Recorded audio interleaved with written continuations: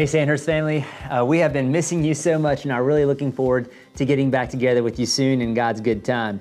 Over the past couple of months, the staff has been talking and praying about what that would look like and when it would be, and working to keep in touch in the meantime with our leadership team, our life group leaders, Bob group leaders, D group leaders, and our key volunteers, just to keep tabs on folks and see how everybody's doing, because we, as you know, we're more than a building, we're more than a meeting, we are the church. And so we are a body and a family. We remain united, though we have been scattered rather than gathered. We are still His body with Christ as our head. And so it's encouraging to me that God even named Himself after His presence being with us, Emmanuel, God with us. So many are asking now, when is Sandhurst going to reopen and what's that going to look like? Well, the elders have been monitoring the situation and they met this week, and we have some news on that. And so I wanted to give you those initial steps. From the very beginning, what's been guiding our decisions and our actions is how can we best love our neighbor? What does that look like? And for a season, the best way we could love our neighbor was to go into lockdown. And the elders believe that the time has come for us now begin to take steps towards regathering. So like kind of following along with our government and our society at large, we will begin a regathering in phases, not kind of all at once, but a graduated set of steps. And we believe the time has come for phase one, where we'll have a limited touchless service beginning this Sunday, May 17th. So here's a few things to kind of guide how that service is going to look, and some steps that the elders are asking us to take. We anticipate, first of all, that most people will still be at home, and so we are going to be broadcasting live our service at 10:15, both on Facebook Live and through our website, sandhurst.net. So that is still on, and still probably the majority will be watching that way.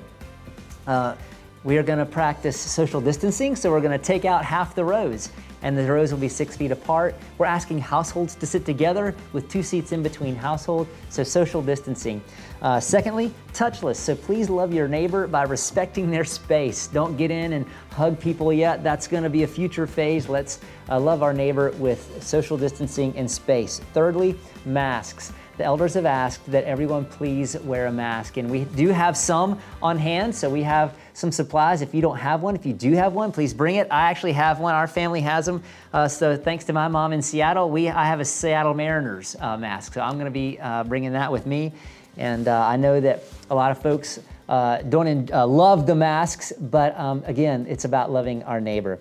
And fourthly, we'll have one group. So there won't be any Sunday school, there won't be any kids' church. There's going to be one group, one meeting in the sanctuary, one service, and households sitting together. Finally, we're asking the sick and the vulnerable, if you're in that group, please to stay home. And those guidelines are on the CDC website.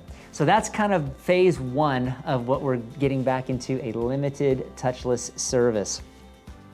And again, please don't feel pressure to come back. Only come back in terms of how your condition, your conscience allow.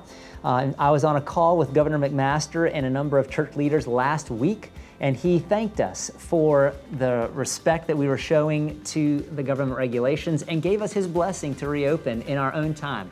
So he gave us that freedom, so we feel like that we are honoring our authorities.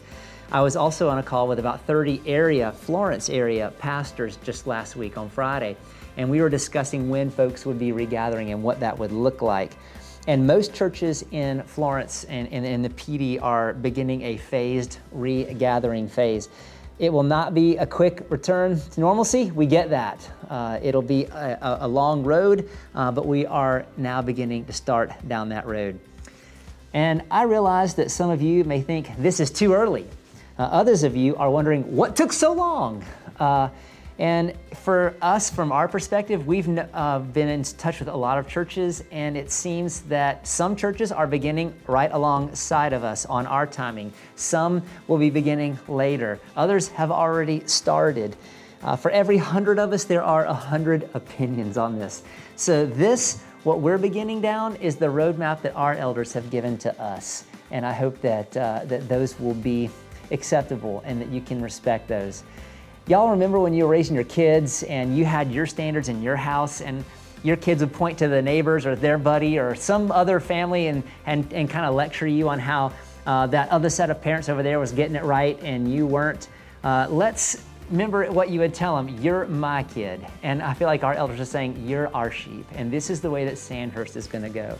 And so let's work towards unity around that plan. So could I ask you to resist that temptation to point to other churches and say how they're doing it right? If you have advice or ideas, feel free to give us a shout out. You can write us at elders@sandhurst.net or write me personally to Adam.Richardson@sandhurst.net. But we are asking you to do what your conscience allows and no more. And so we will, again, just to summarize, we'll have a single limited touchless service beginning this Sunday, May 17th at 10:15, and we'll see how it goes. And after that, we'll make the adjustments as we go along, and further phases will ensue. We don't know the timing. We're kind of taking this 1 week at a time right now, but we look forward to seeing you either online or in person this Sunday at 10:15. God bless you guys.